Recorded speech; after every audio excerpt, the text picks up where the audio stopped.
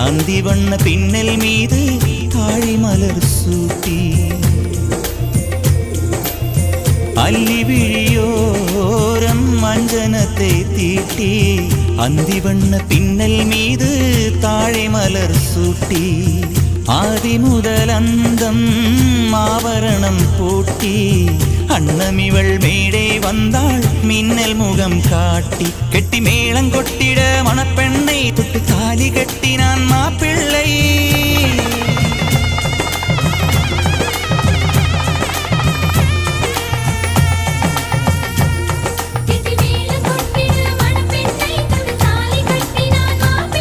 இந்த ஏழை நெஞ்சமும் நீ வாழ என்றும் பூக்கள்